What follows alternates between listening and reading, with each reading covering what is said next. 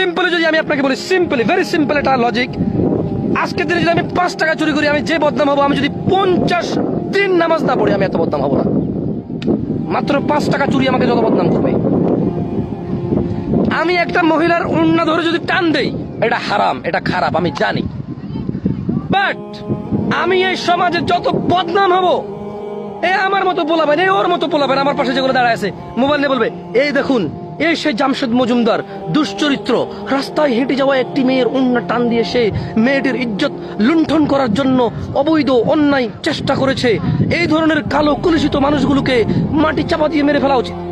আমার মতো ছেলে যদি 50 বছর সালাত আদায় করি, কেউ বলবে না, এই দেখুন, এই সেই সমাজের মধ্যে নামাজি মানুষের মধ্যে বেনামাজি মানুষ। কারণ এখানে সবাই বেনামাজি প্রায়। আপনি বলেন কি, এই যে হ্যাঁ, এই বিল্ডিং গুলা, আরে একটা বিল্ডিং এ মিনিমাম 100 জন লোক থাকে, মিনিমাম। একটা 5 তলা 6 তলা 10 তলা বিল্ডিং এ 200 জন লোক থাকে। মসজিদে নামাজ পড়তে পারে মানুষ কয়জন? এটা তো জুমার দিন আমরা বুঝি, তো এটা তো জুমার দিন আমরা বুঝি। আমরা জুমার দিন যখন মসজিদে যাই, 1 তলা 2 তলা 3 তলা 4 তলা পার হয়ে অজুখানা টয়লেটের সামনে, মসজিদের সামনে রাস্তা ব্লক করে, গাড়ি ব্লক করে সালাত আদায় করি।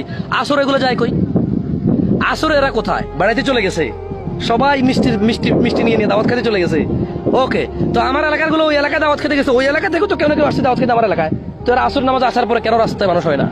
কেন মসজিদের 2 তলা ফুল হয় না? কেন 3 তলা ফুল হয় না? টয়লেটের সামনে মানুষ কেন আসে না?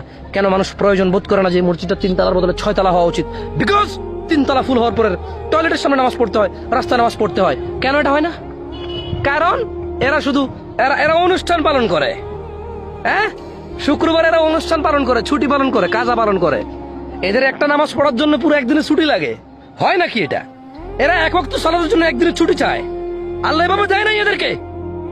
এরা মনে মনে ভাবতেছে আল্লাহ এদের উপরে নির্যাতন করেছে। এরা মাসে 4 দিন ছুটি বা 4 শুক্রবারে 4 বার নামাজ পড়ে। এদের এক ওয়াক্ত নামাজের জন্য একদিনের ছুটি লাগে, 2 রাকাত সালাতের জন্য তো খুতবা তো শুনতে আসেই না। এভাবে হয়? এরা কেউ খারাপ না। খারাপ হলো কে? সিগারেট খাওয়া ছেলেটা খারাপ, কোনো কাজ করে না এই ছেলেটা খারাপ। যার বাবা রিক্সা চালায়, যার বাবা ছোটখাটো চাকরি, 20,000 টাকা বেতনের চাকরি, 4 ভাই বোন 5 ভাই বোন, ভালো বড় কোনো কলেজে পড়তে পারে না, ইউনিভার্সিটি পড়তে পারে না, এই হচ্ছে মূর্খ। ভালো কে? ভালো হচ্ছে যে ছেলে কোনদিন নামাজ পড়ে না। আসসালামু আলাইকুম আঙ্কেল, ভালো আছেন? জি আঙ্কেল, জি আলহামদুলিল্লাহ, জি জি জি জি, আসসালামু আলাইকুম। এটা খুব ভালো ছেলে, যে নফল নামাজ, ঈদের নামাজের জন্য পাগল হইয়া মরিয়া হইয়া পড়ে যায়।